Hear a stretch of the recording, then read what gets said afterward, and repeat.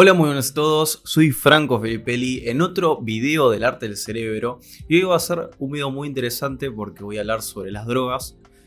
Para mí es un tema fundamental y de hecho, es más, antes de empezar con el video voy a mencionar el regalo que me hicieron, el cerebro, la nueva adquisición, además de, bueno, la nueva iluminación, que para mí cabe destacar gracias a Mad Pictures, la verdad que un fenómeno, el productor, ¿o no?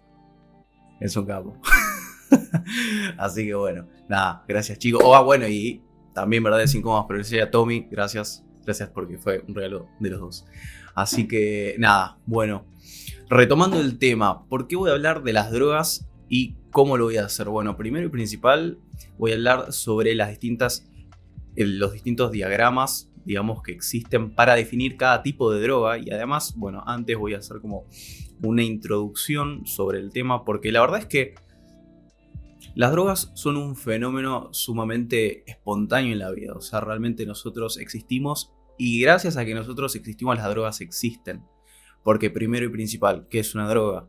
Bueno, es un mecanismo, digo, es mentira, es una sustancia que altera los mecanismos de acción del sistema nervioso. ¿Qué quiere decir esto? Dándole una vuelta de rosca, es que altera el funcionamiento normal del cerebro, del sistema nervioso, por cómo, digamos, hace sus procesos y por eso, digamos, tenemos una metaconciencia, una conciencia diferente, digamos, al ingerir los distintos tipos de drogas. Entonces, primero y principal, hay muchos tópicos sobre la droga. El primero es el social, porque no todos tienen la misma definición. Además de que hay un desconocimiento enorme por parte del público, porque sí, nosotros todos conocemos el MDMA, el DMT, la cocaína, la marihuana. Conocemos las drogas que se hablan actualmente, pero para mí no se entiende sus mecanismos, o por lo menos no se profundiza más, porque hay muchas posturas, digamos, taxativas de bien y mal. Y a mí me encanta manejarme por los grises. Y me gusta ir más allá, porque este video es para ir más allá. Y de hecho, van a ver que a lo largo de este video se va a cambiar, digamos, la estructura de ahora en más del arte del cerebro, porque lo quiero hacer más, digamos, continuo. Antes era discreto, era por partes, y ahora va a ser todo, digamos, una charla entre ustedes y yo. Nada de edición, voy a tratar de que sea una charla más, digamos, en nosotros. Pero bueno, entonces, comenzando el primer tema, la política y las drogas. Realmente, a ver, las drogas, me encanta hablar de esto, por lo menos con los chicos, o por lo menos leer sobre esto con mi primo, porque la política no, o por lo menos las políticas detrás de las drogas, para mí está conceptualizado de una forma de una mala manera. Por lo menos tienen un mal concepto. Primero porque el mercado de las drogas existe de por sí, porque son adictivas, no solo son adictivas, se usan para la recreatividad y demás. Bueno, nada, la sociedad en sí, ¿por qué poner reglas? Poner reglas porque básicamente hace como un balance en el temperamento del hombre, o por lo menos de la persona. Entonces, si vos tenés una sustancia que desequilibra ese balance, desequilibra el balance en el comportamiento, esto quiere decir de que, bueno, puede producir, no hay control y el ser humano tiende a controlar. No sé si eso se dieron cuenta. Y realmente para mí se hace mucho foco en la droga y no en las personas. Las políticas de, digamos, la droga van directamente a la sustancia y no a la persona, y realmente es que todos tenemos el problema de la adicción. Todos tenemos el problema de la adicción. ¿Por qué? Porque básicamente, primero y principal, la adicción es parte de nuestro mecanismo de supervivencia. No solo somos adictos a sustancias, sino a los sentimientos. Los sentimientos que nos generan. Entonces por eso tendemos a repetir la conducta. Y de hecho lo podemos ver, como por ejemplo, a ver, el chocolate primero que nada. O la comida de hoy en día es droga. ¿Por qué? Y es más, lo hablé mucho en otro video, que es de factores de comportamiento humano, de que la comida hoy en día lleva azúcar y grasa. Y esa es la combinación para la adicción. Y la adicción para que te genere dopamina en el cerebro, que te genere, digamos, o que se active el circuito de recompensa y así vos repitas la conducta.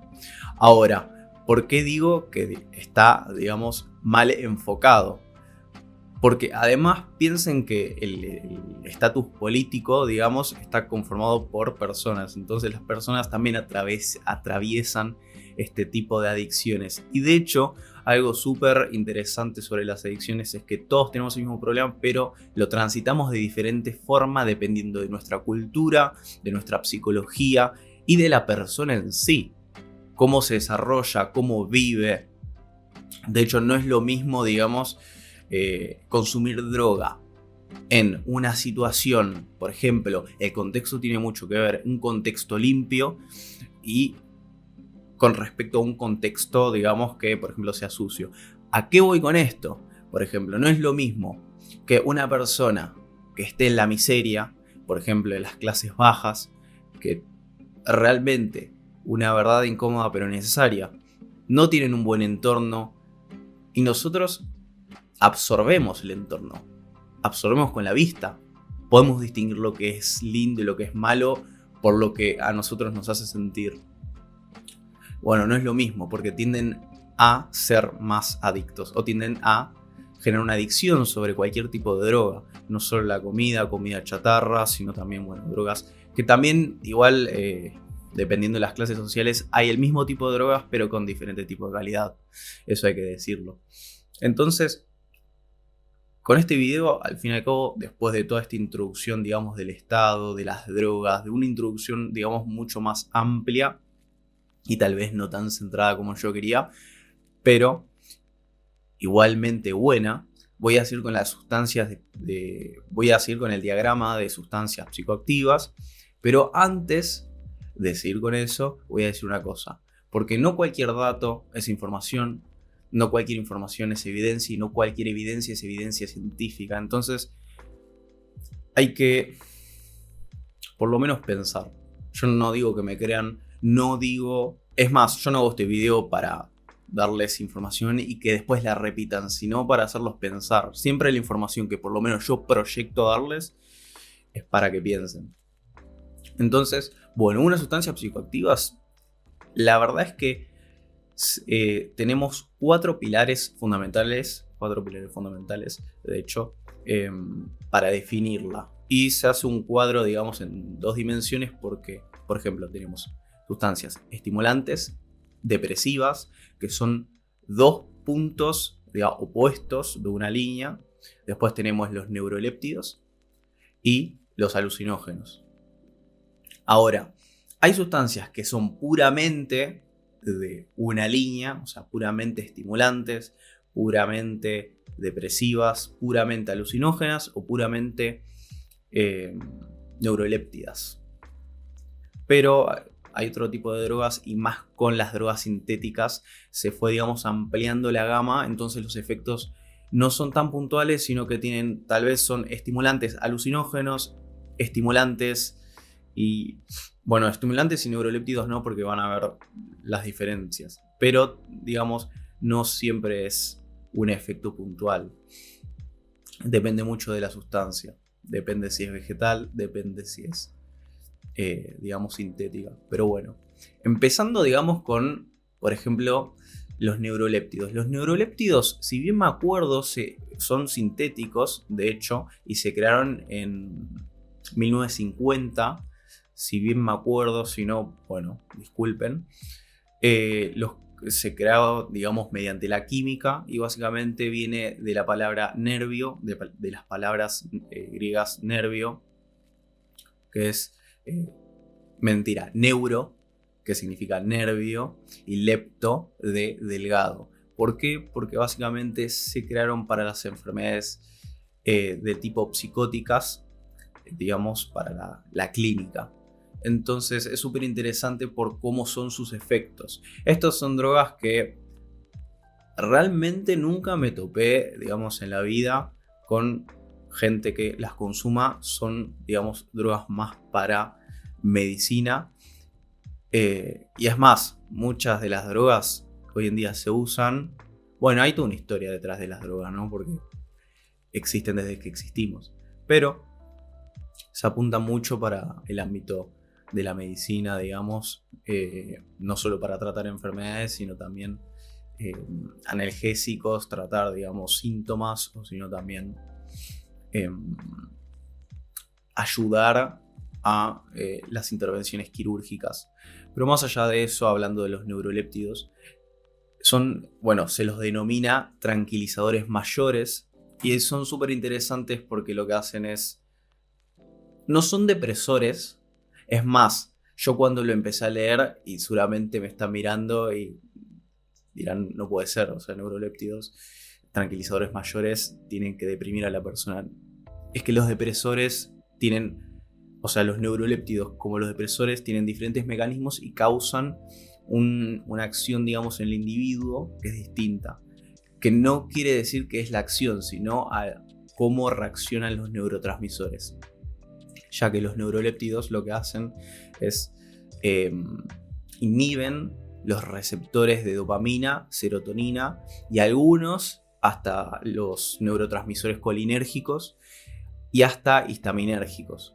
Entonces, claro, para estas personas que tienen psicopatías, que básicamente están en estado de alerta todo el tiempo porque tienen visiones, tienen alucinaciones, bueno, visiones no, pero tienen alucinaciones y los hace, digamos, sobreexcitarse todo el tiempo porque están conspiranoicos, uno los tiene, digamos, que bajar. ¿Cómo hacen? Inhibiendo los circuitos, como ya dije, serotoninérgicos y dopaminérgicos fundamentalmente. Es más, en los neuroléptidos existen dos clases, que uno son los atípicos y los otros son los típicos. ¿Cuál es la diferencia? Básicamente los típicos son los primeros que se crearon y básicamente alteran, no es que alteran, sino que inhiben los receptores de dopamina, por ejemplo en las vías mesolímbicas, y también inhibe los receptores serotoninérgicos y al mismo tiempo los histaminérgicos y colinérgicos.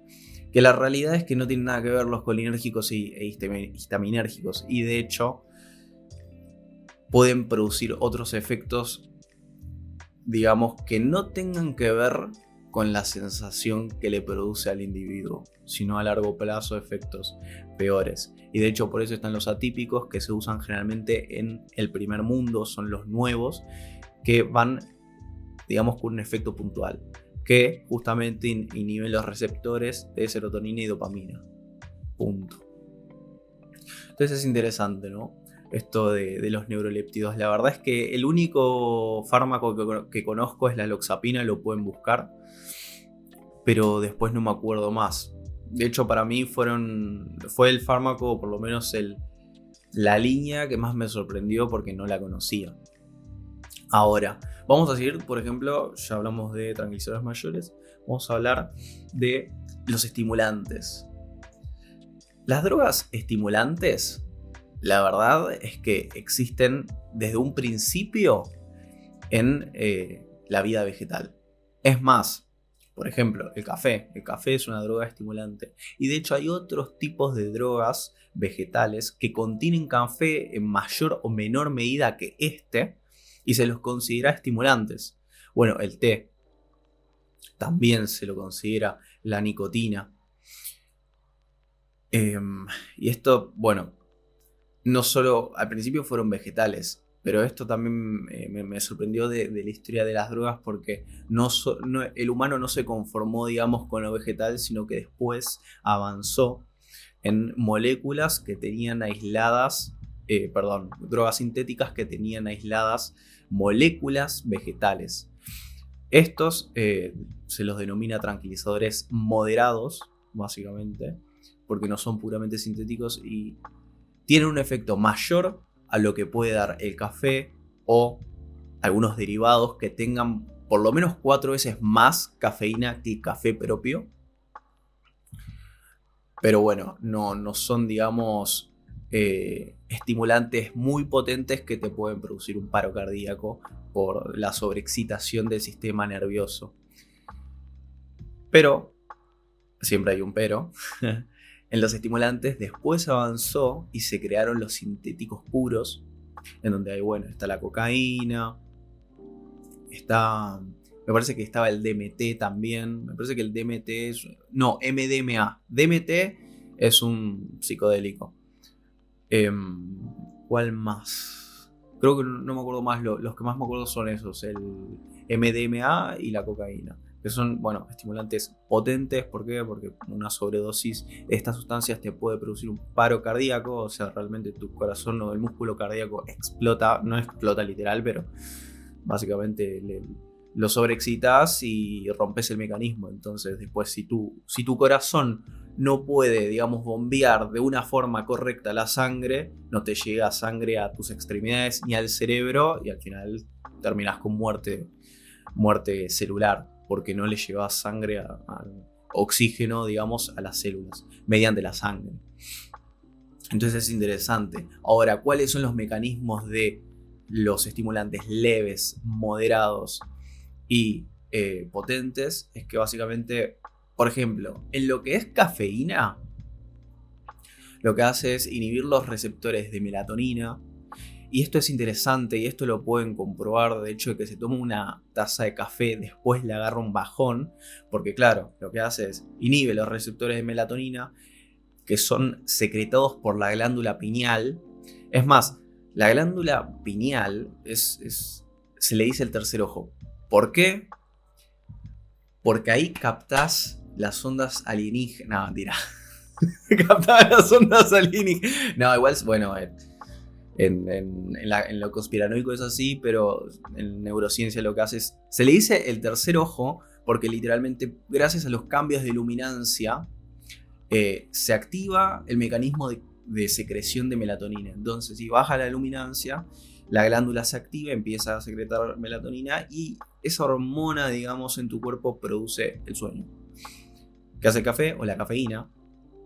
Inhibe los receptores en distintos grupos neuronales, entonces no activa la función del sueño. Tu ciclo circadiano se altera tu ciclo de sueño y vigilia. Pero después, claro, esa melatonina, ¿qué pasa? Queda en el cuerpo.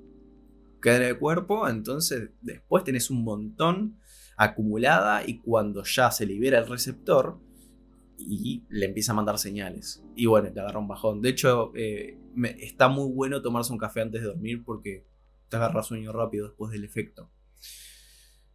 Después, los moderados lo que hacen es inhiben la recepción de dopamina y serotonina.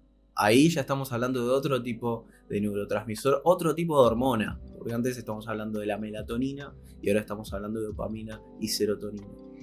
Claro, entonces, todo, digamos, esta cantidad de serotonina, de esta cantidad de estos dos neurotransmisores, lo que produce es un estado de vigilia y alerta mucho más pronunciado que, digamos, el acumular melatonina y que ésta no puede interactuar con el sistema nervioso. Y luego, para los estimulantes potentes, lo que pasa es que no solo inhibe los receptores de dopamina y serotonina, sino que también estimulan la producción de ellos. Entonces, no solo tenés lo que almacenaste por vías naturales, sino que también tenés una hiperproducción.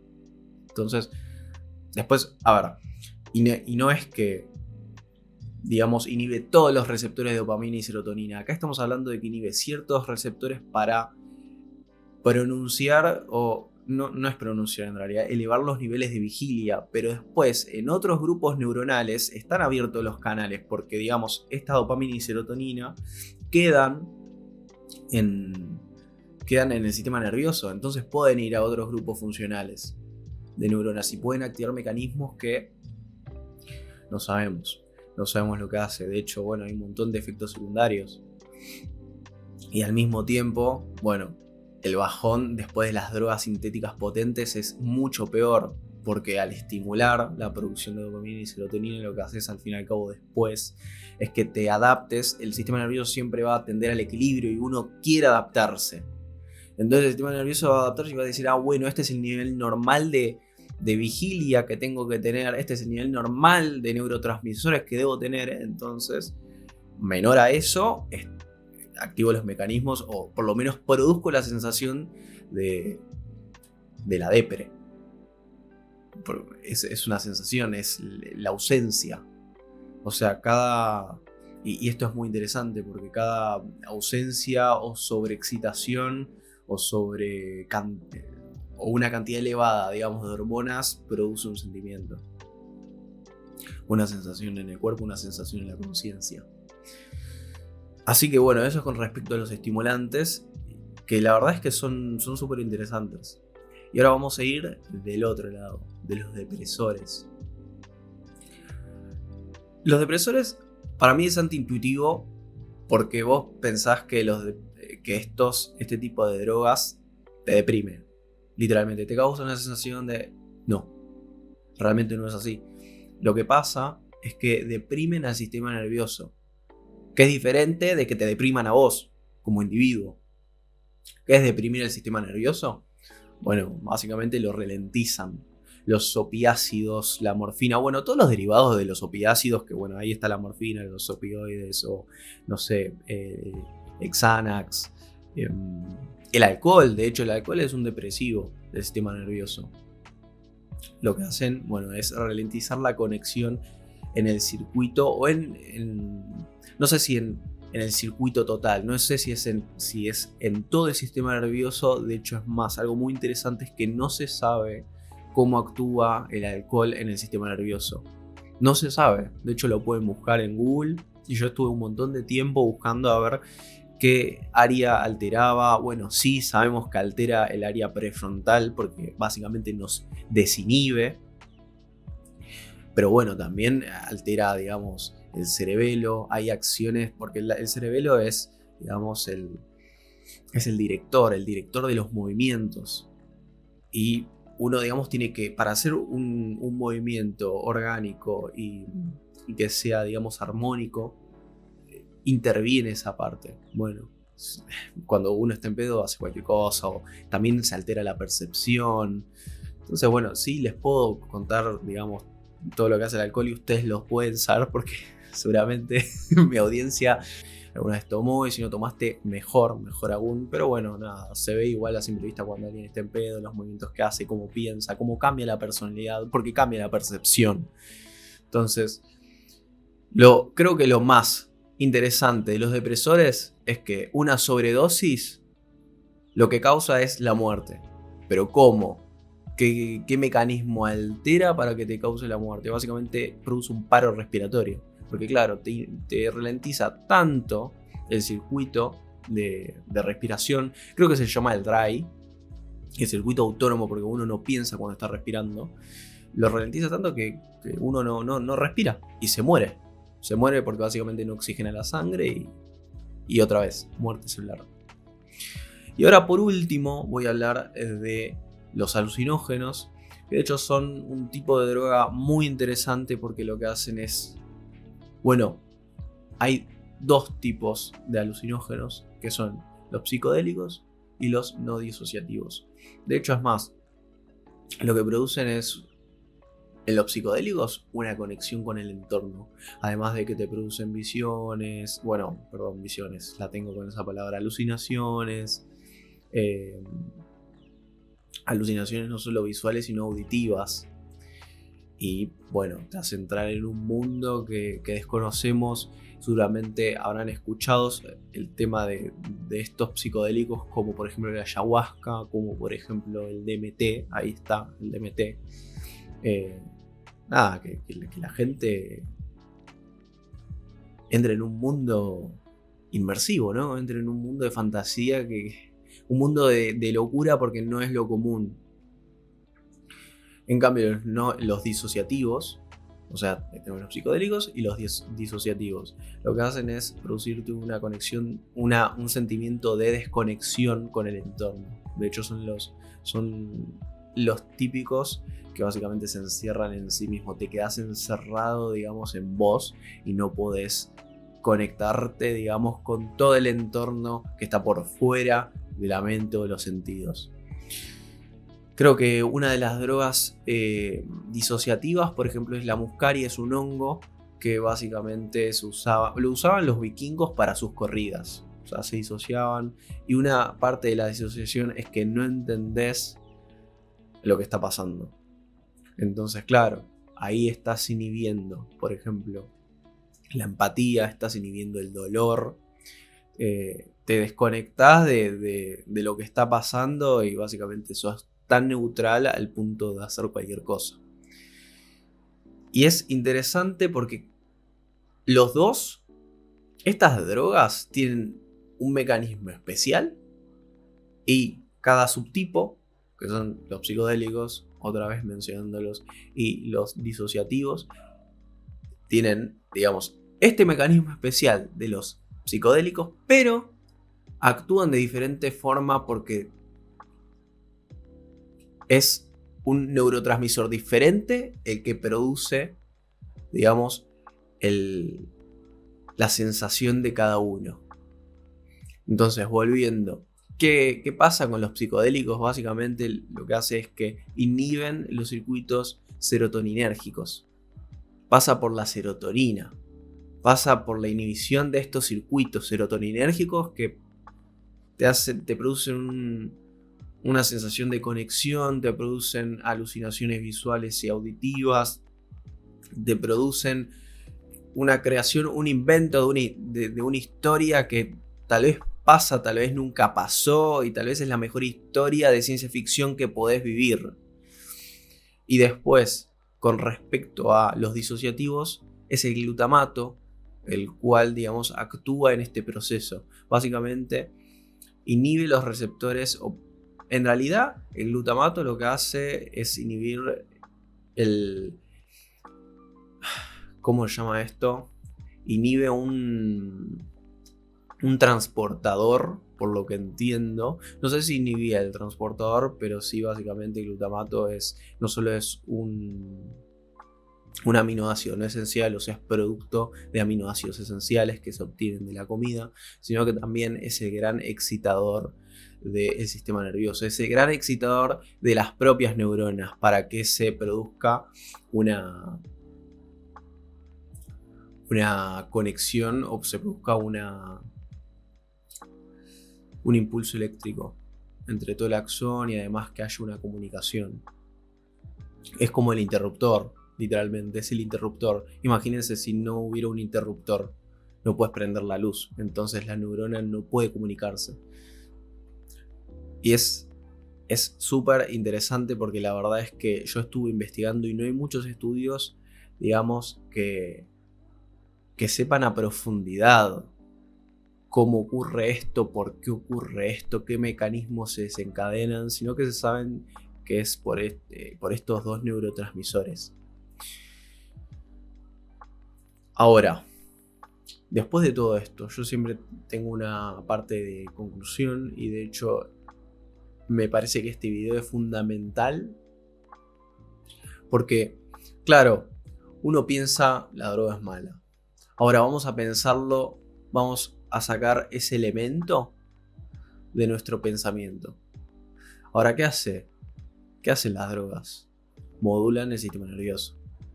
Inhiben receptores, excitan otras neuronas para que produzcan cierto tipo de receptores. Por otro lado, ralentizan la comunicación. Después, por ejemplo, en el lado de los alucinógenos, lo que hace es que, bueno, inhiben circuitos o al mismo tiempo, bueno, sí, inhiben circuitos en sí, con diferente neurotransmisor. Entonces, ¿qué es lo que quiero decir al fin y al cabo? Que tu sistema nervioso está trabajando de diferente forma.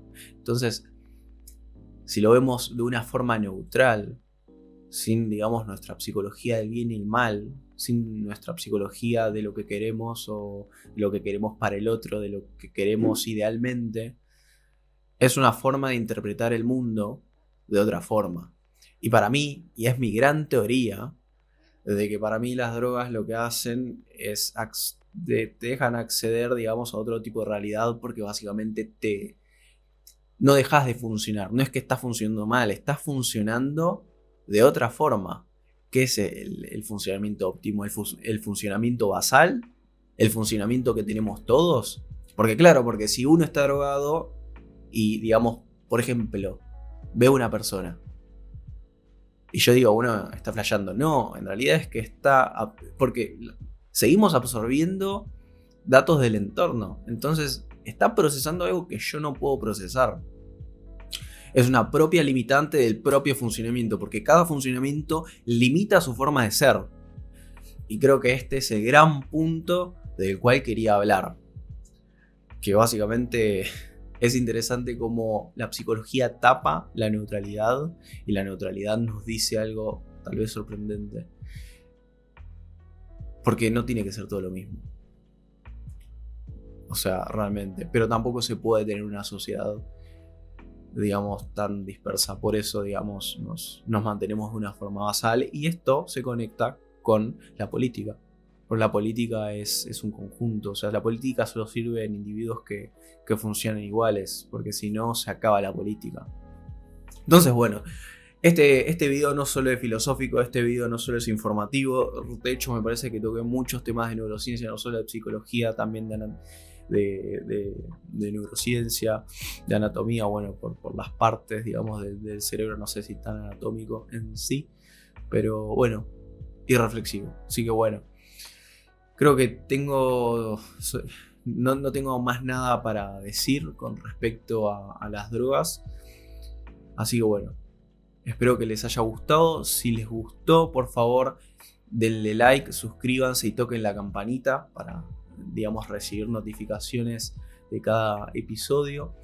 Después, si les interesa que hable de algún tema en particular, me encantaría que lo pongan en los comentarios. Yo los leo, los respondo, los pocos que tengo los respondo, o los que tengo los respondo, ¿no? Da igual si son muchos o pocos. Pero bueno, nada. Muchas gracias por el video y nos vemos.